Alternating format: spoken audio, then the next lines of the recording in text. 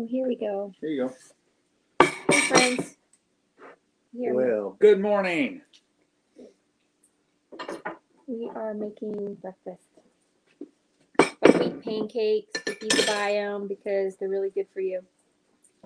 We're going to talk about the microbiome today. And so that's kind of why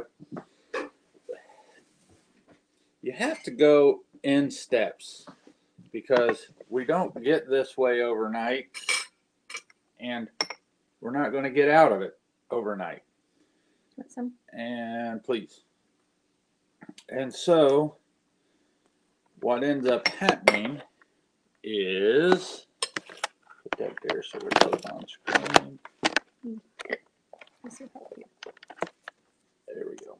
What happened to my other one? It should be right there. It's probably behind the iPad. Yeah. That's why it's sitting on it. All right. So we have to go through and do our healing in stages. And so Jessica and I have both watched our blood sugars. We've stabilized our blood sugars. We've knocked our fasting insulin down, and we've done all of this stuff to make ourselves healthier. Now, the next thing that happens is once you do that, then you have to start to feed the microbiome. And what does the microbiome like? Well, the microbiome likes fiber. And so instead of going with stuff that has gluten and pesticides and all that stuff, I have been doing or listening to Dr. Mark Hyman, and he talks about buckwheat and buckwheat pancakes and buckwheat waffles and stuff. And so once you actually start to get things back online and back to healthy, we made buckwheat. They're dark, but they're buckwheat waffles. And those buckwheat waffles are absolutely delicious. And we're adding a little bit of pumpkin butter and a little bit of blueberry stuff to it. Is there just because we can't hear everything, is there an echo? I just want to check on that, see if there is. Just type it into the screen. Anyway, say hey so we know you're there, because I can't see who you are. But why is the microbiome so important? You want the blueberries? Mm-hmm. Thank you. I'm pretty sure there's an echo. Let me see. Check. Does it echo? Nope, not really. All right. So the thing that we're doing is the microbiome. There is so much research coming out on this stuff that it's brand spanking new in the field. And right now, the one that I use is called Microbiome Labs. And they use the tRNA and all of that wonderful stuff. But what that leads to is we get an alpha diversity and we get a beta diversity. And you have to start to go through that and look at that to figure out where and how you need to start to change things and change your diet and that stuff. So we added butter to the waffles because that's butyric acid. That butyric acid does a lot for the gut lining. And you have to make sure that your gut lining is working properly.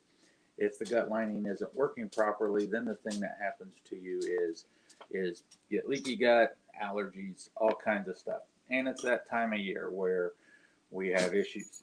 We also have Libby the lab running around seeing what she can find on the ground. We're getting ready to do a biome study on her. Good morning, Vic. And so we're getting ready to do a biome study on Libby because she's limping around, has gone through a round of antibiotics, and is not getting better. So let's look at a microbiome study. And so as we look at the microbiome study, this is mine. And when we go through this, we start to see that what I was talking about. There's your index, there's the diversity, that's the alpha, and that's the beta. I don't have a great alpha diversity. So what that means is the number of different nations that are represented in my gut are off. So I only have like Canadians, Americans, and Mexicans. I don't have Russians. I don't have Swedish people. I don't have all these other nations included in my little world. But if you look at the diversity there, you see I'm in the green. So what ends up happening there is I have enough of my Mexicans, Americans, and Canadians that's looking pretty good. And so I like that. And I want to grow on that or grow off of that. My richness, see, that richness is where we want to see all the different people, all the different nations represented, and we just don't see it. Pathogen control is fair, but it needs to be better. And then if you look at my keystone species, I have 5 that are low. And so this is directly linked to how your body works. So when we start to see this and we start to look at how the body works, this is why the microbiome is so important. And why having fiber and all of that stuff is very important. The microbiome will actually give you things, it helps make up for the deficiencies. The older we get, the less robust our innate physical frame is. Let's put it in a framework like that.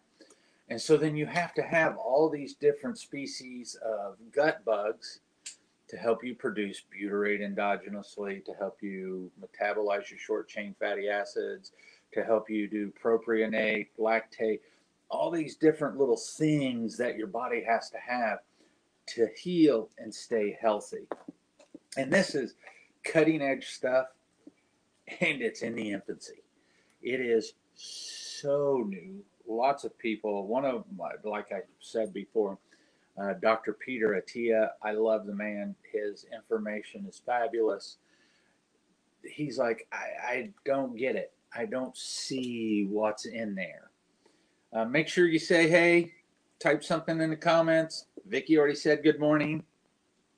See, hi Vic. But he doesn't see how that starts to change. But when I am in my functional medicine class and I'm talking to the instructors who've been doing this for years, and Dr. Hyman, who's been doing this for years, this is going way upstream. So functional medicine is not like we're going to give you a fictitious problem. Okay. So Jessica comes in and she is estrogen dominant. So what do we do for estrogen dominance in the medical field? We give progesterone or progestins. Progestins are the man-made molecules. Progesterones are what your body actually produces. So we will give her progestins, and this will mimic the progesterones in her body, and so things will kind of even out. But that's looking at just the table. It's not looking at what's stacked on top of the table. And don't you need to start with, like, are you reabsorbing the estrogen instead of getting rid of it? And are you constipated and all that good stuff? Well, hi Tina. Well, what happens is you start to look at this like, first you look at production, because if you're not producing the estrogens, okay, if you're not producing your estrogens, then you don't have anything to work with. And so we can start to do that. And so that's where we start to look at How are your oils doing? What's your cholesterol look like? What does the overall of the cholesterol, how are the LDLs and all of that stuff. The next thing to start to look at is with production, let's look at waist to hip ratio, because waist to hip ratio, we know that the adipocyte, the fat cell, produces more fat stuff, and that throws off the hormones in the body because it's very pro-inflammatory, and that's what makes us feel like crap. So once we start to see that you're producing the stuff, then we start to look at, does it go out into the body and how is it transported?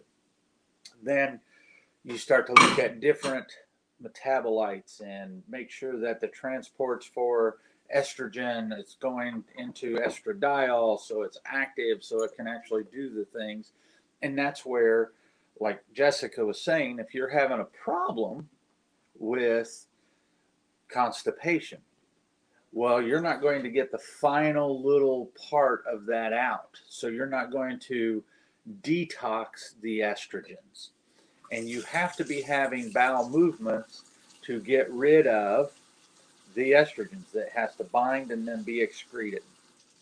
So we kind of took transport, sensitivity, and detoxification and kind of lumped them in real quick. But those are the things that you actually have to look at. And then if you're not getting those things, well, then we have to start to recruit our gut buddies, our friends, and that's why we eat fibrous stuff. And so here we are with a buckwheat pancake, which is high in fiber. And buckwheat, this Himalayan buckwheat, is something that we've now seen that it's very nutrient dense. And so this all kind of falls back to, it can fall back into the PCOS, it can fall back into obesity, it can fall back into all these different things, because if your microbiome's off, you're not producing the hormones, the enzymes, the cofactors, and all of that stuff that you have to be running a normal system. They're good. They're delicious, actually. Yeah, they so are dense. flavorful. Yeah, they have flavor. And that's the thing about like American wheat. It really doesn't have flavor. Now, what it does do is it hits the gluteomorphins. And when you hit the gluteomorphins, that's feel-good chemicals. I'm going to switch back over to my test, and I'll show you some stuff on there. So we've seen what's out of range. We see my keystone species were low when I took this. We're seeing that's that alpha diversity that is low again, and it's just a repeat alpha and beta. And then we're looking at the resistome. Now we start to go in here. And we know that these families need to be present. Right now, the healthy US level is about 64% Bacteroides, about 30% Firmicutes. The Proteobacteria is about 3, Actinobacteria is 4, and the others make up about 3. Well, I am what we call dysbiotic. My Bacteroides are half of what I should be. And then when we look at my Firmicutes, I'm almost double there also. And so this starts to create a dysbiotic issue in my gut. So how do you fix it? Well, if you take antibiotics, you're just going to really screw this up even more.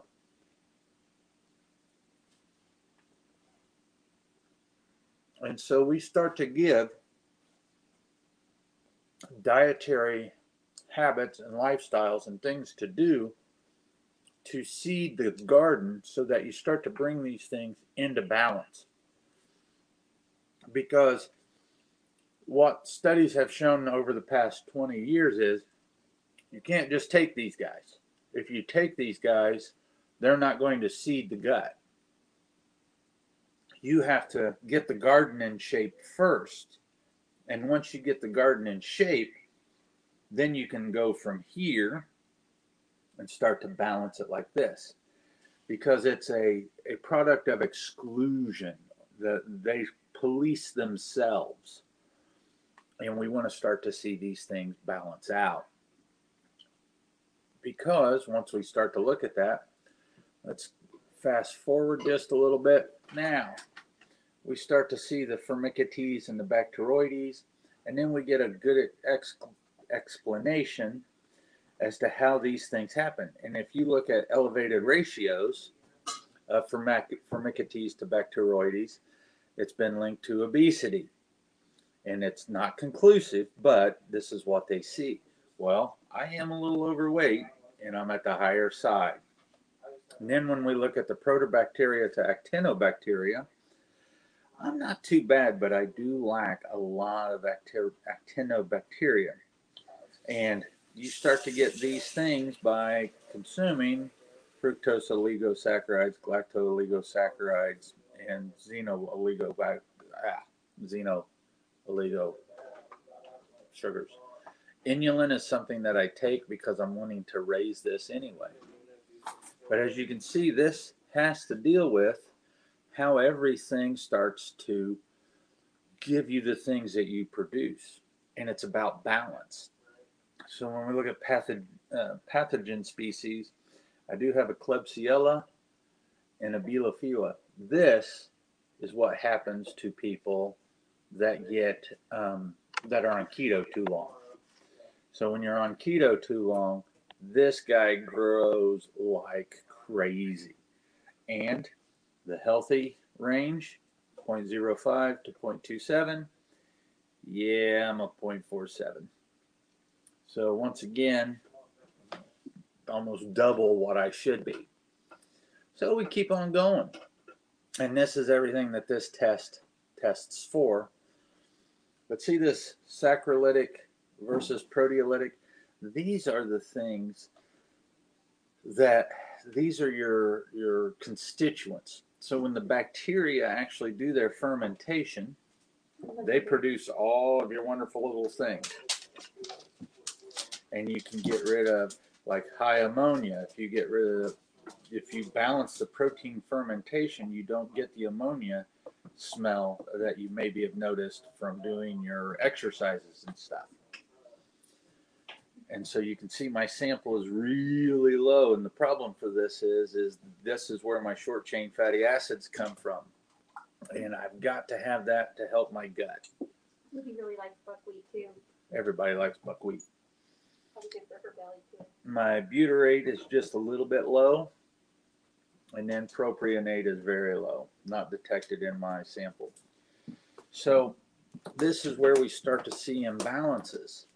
And if we continue to do those things, then if I continue to do what I'm doing or what I was doing, then I'm going to continue to get what I was getting, and that was sick.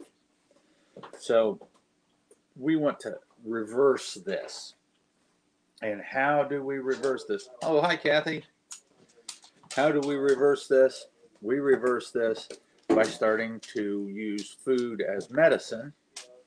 And when we're using the food as medicine protocols, Miss Kathy. when we're using the food as medicine protocols, the thing that happens is you really start to balance everything out because the body knows what to do. We want to treat the body like it's stupid and it's designed to break down and not do what we want.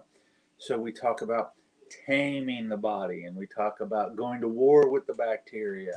It's not about that. It's about going, hey guys, what do you need to keep yourselves in check? And it's more of being it's flipping that role of parent-child back and forth and knowing what you got to have and what you need and what you got to do. So it's one of those things that people who have, well, let's back up and say, okay, for the microbiome, what's the number one thing that the microbiome treats? Oop. What do you think? Number one. Leaky gut, ulcerative colitis. What else are we looking at there? let's see, the things I look at and decide whether or not I'm going to do a stool sample. I look at, do they have a history in the family of leaky gut, ulcerative colitis, diarrhea that just goes nuts? Have they had multiple rounds of this stuff? Because if this has happened from birth, if somebody is a C-section, C-section is a huge indicator for this, because how do you get seeded originally? Coming through the birth canal and breast milk. Breast milk feeds the bugs that you get from your mama.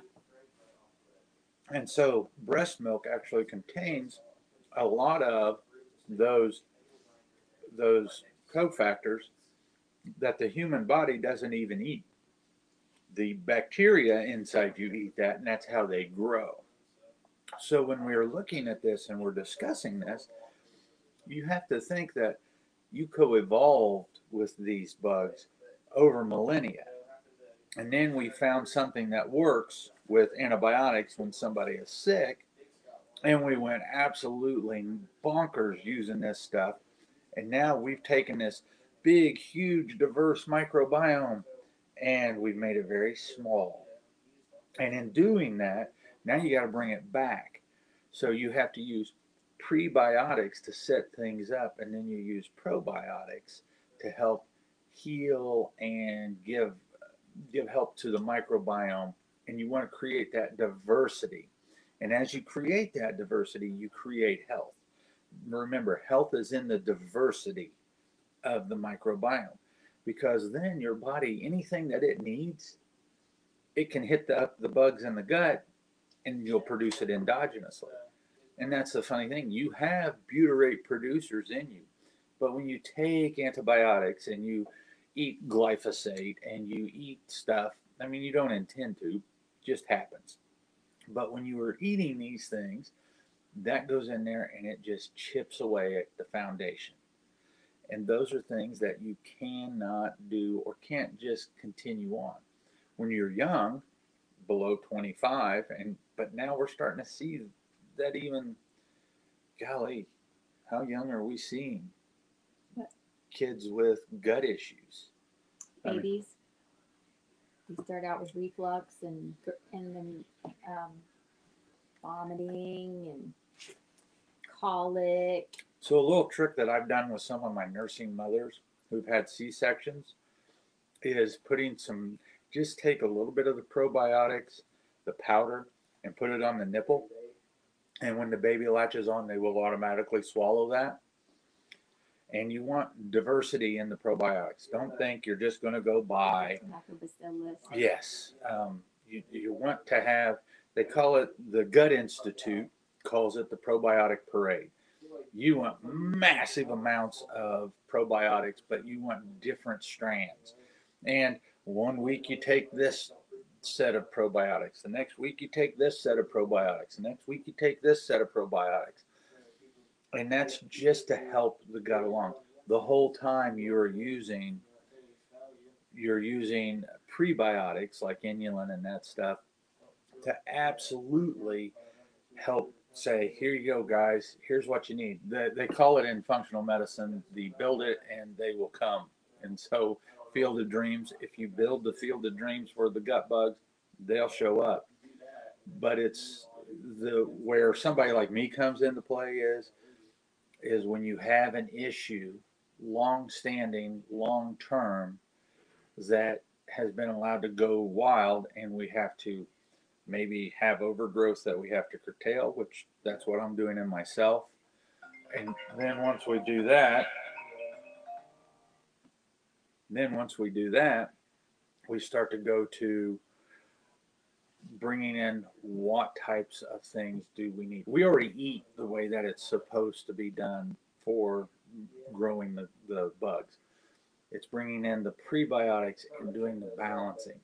Because if you got a bunch of big bouncers at the door, they're not going to let anybody in. So you got to get those guys to calm down. You got to get the immune system to calm down. The other people that we do a lot of these things in while I'm sitting there spouting off is autoimmune cases. They're showing that autoimmune cases respond incredibly well to the microbiome.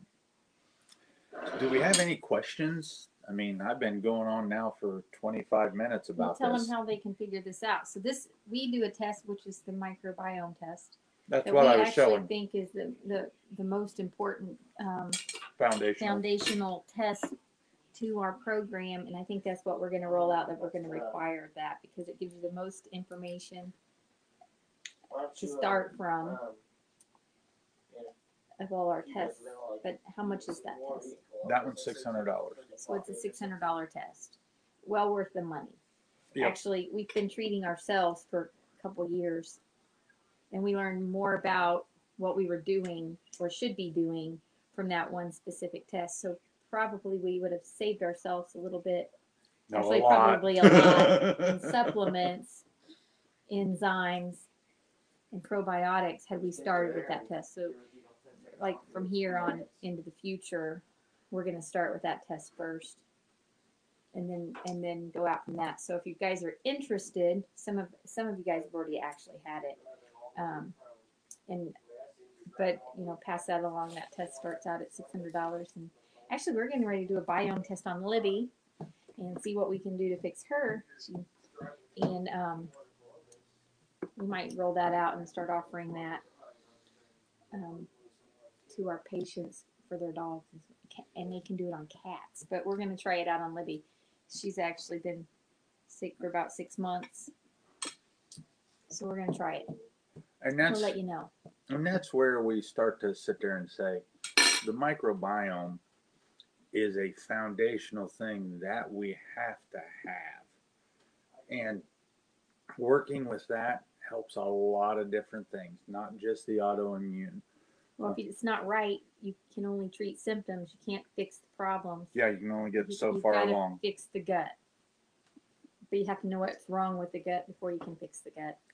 And you could be working on this that you don't even have a problem with that side, so you just ignored the problem that you don't really know. So this biome test is pretty cool. We've enjoyed it, and honestly, in the classes that I've been taking, and I'm about to finish up the course, they keep coming back to it over and over and over again. And so the microbiome is probably going to be something that everybody eventually is going to have to deal with and take care of. So we're not seeing any questions on the feed. If you have anything you do have a question with after the fact, feel free to drop us a line. And with that being said, thank you all very much, and we'll see you next week.